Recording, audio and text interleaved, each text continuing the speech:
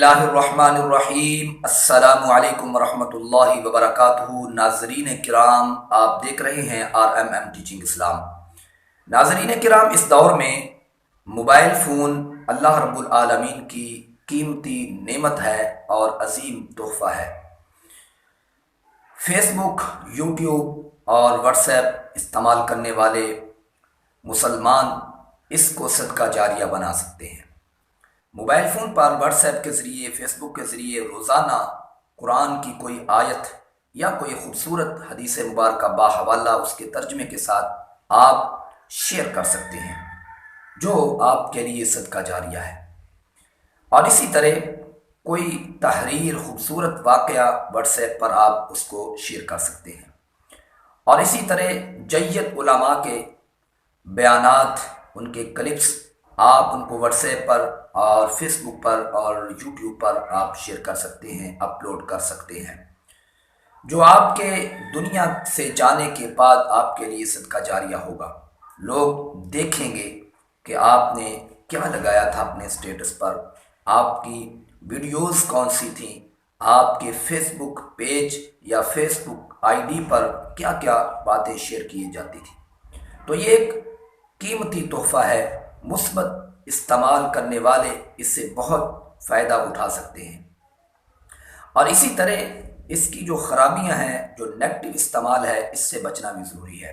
Mobile phone سے غیر محرم عورتوں سے گفتگو سے بچنا ضروری ہے، اور ان سے کلام کرنا، ویڈیوز، آڈیوز اور یا پھر میسیجز کے ذریعے گفتگو کرنا، یہ اسلام کی سراسر خلاف ورزی ہے۔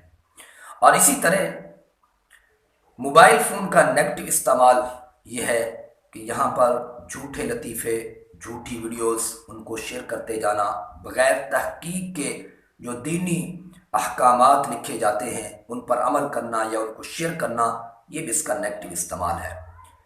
تو اس کو استعمال کرنے والے، ان کے اندر فہم، عقل، تدبر ہونا چاہیے کہ کوئی بھی بات بغیر تصدیق کے شیئر مت کرے، کوئی بھی خبر اس کو بغیر تحقیق کے شیئر مت کریں، اس کی تحقیق کریں۔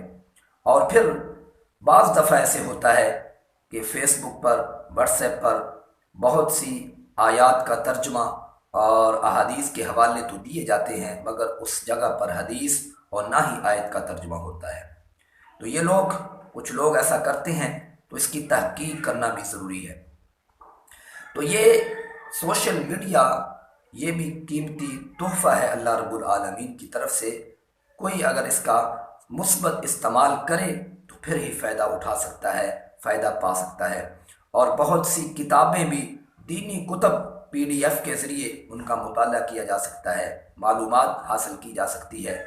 مگر اس کا نیگیٹو استعمال، اس کو روکنا چاہیے، اس سے بچنا چاہیے اور اس کی خرابیوں سے بچنا چاہیے۔ اور اس کو استعمال کرتے ہوئے، موبائل کو استعمال کرتے ہوئے کوئی بھی ضروری کام نہ رہ جائے، نماز کے اوقات میں اس کو نہ چلائے، نیند کے اوقات میں اس کو مت استعمال کریں، اور قرآن مجید کی تلاوت اور دیگر روزمرہ کے جو معاملات ہیں اس کو صحیح روٹین پر، صحیح وقت پر کریں، تو پھر یہ فائدہ مند ضرور ہوگا۔ امید ہے موبائل فون پر یہ ویڈیو آپ کو بہت پسند آئے گی۔ لائک کریں، شیئر کریں اور چینل کو سبسکرائب ضرور کریں۔